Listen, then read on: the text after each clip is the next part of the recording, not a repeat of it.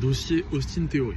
Comme vous avez pu le voir, c'est Monsieur Capuche. Donc là, sur ce petit dossier, on va parler un peu de son profil, du moins ce qu'il était avant sa pseudo-absence, sa non-exposition. Donc on va parler du bagage de Austin Theory pendant qu'il figurait dans les programmes. On va voir un petit peu son historique et aussi un peu ce que ça peut donner. Donc dans l'éventuelle possibilité que l'alliance entre guillemets Austin Theory et Vision se fasse bien. Donc on va voir ça. Austin Theory, bon, c'est un mec dans le main roster. Il a très vite été pressenti pour vraiment être un des mecs tout de suite exposés. Donc un jeune, très très jeune, vraiment pour peut-être même être un de ces mecs-là, vraiment de l'avenir, du futur. Donc c'est pourquoi le truc de The Dijon, ça fait un peu sens finalement. Pardon. Donc au niveau du profil, le look, il n'y a aucun souci. C'est toujours un avantage dans le catch, dans le divertissement, afin de vendre, d'impressionner. C'est pour ça que la taille, le gabarit, la gueule, des fois la voix, ça joue beaucoup. La façon dont vous exprimez également. Donc Theory, c'est quand même beaucoup orienté look. Il est fit de ouf, belle gueule, beau gosse, machin. Maintenant, en tant que personnalité, quand il a été quand même beaucoup exposé, le truc c'est que quand il a été plus ou moins pseudo-tenté, en fait il y a une ère de fin 2020 jusqu'à 2024 où percer c'est pas possible. Parce qu'il y a un mec qui s'appelle Roman Reigns en fait. Roman Reigns, il avait tout bloqué, tout pris. Après, attention, c'est lui qui a transformé l'industrie, donc un mal pour un bien, enfin même un gros bien. Par contre, l'ascension, faire son ascension, c'était quasi impossible en fait, puisqu'en fait, le programme Bloodline de Reigns était beaucoup trop puissant, attractif, n'avait pas de concurrence et tu pouvais pas en fait lui enlever le titre, car en fait, la compagnie se portait beaucoup trop bien quand c'est Reigns qui la représentait. Ça s'appelle un champion du monde, tout simplement. C'est à ça que sert la ceinture, représenter. Et donc Theory, c'est un mec, bon, il prend la mallette, machin et tout. Sauf que celui qui a toutes les ceintures mondiales, c'est Reigns, quoi. Et le truc, c'est que Theory, bon, au niveau de son historique, de son perso, c'est beaucoup trop jeune, c'est beaucoup trop peu intimidant, beaucoup trop peu convaincant. C'est un mec qui a même pas eu le temps finalement de convaincre, de faire ses preuves. Et le mec, il figure dans des programmes où il pseudo essaie de cash in sur la bloodline de Reigns, où ils sont 13. Donc c'est impossible quoi, il n'y a aucun scénario pour qu'en fait on se dise bon il y a ça qui peut être fait, qui peut être possible. Impossible. Et Reigns, il a toutes les ceintures. Et donc, ils se rabattent sur ceinture des États-Unis. Donc, cash-in États-Unis, cash-in mid-card, forcément, c'était voué au désastre. Le cash-in, la mallette, c'est quand même un outil te permettant de faire ton ascension directement dans le main event, comme une sorte un peu de raccourci. All time, c'est quand même très typé heel, notamment grâce à Edge, qui est plus ou moins le pionnier de ce. Même si bon, l'idée c'est de Jericho machin, mais c'est le perso de Edge qui rend le cash-in typé heel, quoi, tout simplement. Sauf que Reigns Bloodline, c'était des heels. Après, bon, ils sont un peu spéciaux car c'était des heel over, mais Theory c'était sifflé, c'était pas convaincant, c'était trop peu crédible en fait, donc c'était mort. Du coup, cash-in États-Unis, je sais même plus sur qui cash-in, je vais pas vous mentir. Du coup, il fait un règne États-Unis de mid-card. Bon, il y a quelques pointures autour. Il y a Bobby Lashley, il y a Rollins. Pas vous mentir, je m'en souviens même pas de son règne. Donc, bref. Par contre, là, il y a une grosse échéance pour lui. Et là, c'est intéressant parce qu'on va parler un peu de la notion de push, de machin et tout. Il a un match de défense de titre, il me semble, à WrestleMania contre John Cena, Mania 39. Donc typiquement, Theory, c'est un mec, il a battu Cena à WrestleMania. Sauf que dans le travail de promotion, machin, Cena l'a violé.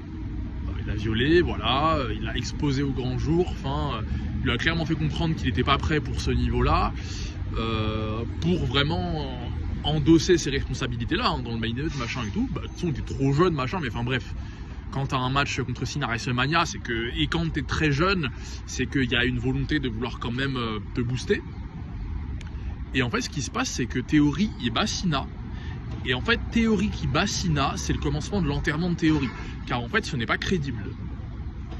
Tout simplement. C'est pour ça que le travail de tout ce qui est promotion de combat et tout, c'est hyper important. En fait, si c'est comme Jey Uso, Jey Uso qui dans le travail de promotion était complètement catastrophique, ce qui fait que par la suite, quand il y a des choix qui sont faits en mode il fait tap out Gunther, et bah c'est absolument pas crédible, ça n'a aucun sens. Et en fait, Theory qui bat Cena à l'époque, et bah c'était un choix qui était vu comme vraiment beaucoup trop forcé et pas cohérent du tout, car en fait Theory n'a pas la crédibilité et la stature pour être perçu comme un mec plus fort que Cena en fait, car Cena l'a complètement démonté au micro en fait, donc et ben en fait pas convaincant, pas crédible, tout simplement. Donc il bat Cena, sauf que le public forcément ne gobe pas le truc quoi, car en fait ils ont très bien vu que Theory en gros était un perso plus faible. Tout simplement. Sauf qu'au niveau des choix des bookings, ils ont décidé de faire battre Cena, ce qui n'avait pas de sens. Et par la suite, du coup, tout simplement, vu que c'est pas convaincant, Theory, il sombre petit à petit, les gens s'en foutent de lui, il n'est pas intéressant. En fait, c'était trop. Parce qu'en fait, quand tu bats un mec comme Cena, forcément, t'es perçu, t'es attendu pour vraiment, par la suite, concrétiser, t'es attendu au tournant en fait. Et c'est beaucoup trop. Battre Cena pour un mec de l'âge de Theory à l'époque, c'est beaucoup trop. Et c'est pour ça qu'aujourd'hui, un mec comme Gunther, c'est très bien. Car Gunther s'est déjà affirmé, Gunther a les épaules, Gunther peut surfer dessus, par exemple. Alors qu'un mec comme Theory, de l'âge de Theory, de l'expérience de Theory, du profil de Theory en tant que divertisseur, mais ça pouvait pas marcher en fait. Et comme quoi, donner la puissance, enfin la tentative de donner cette puissance-là, faire battre Cena à Theory, mais ça a empiré les choses alors qu'il a gagné.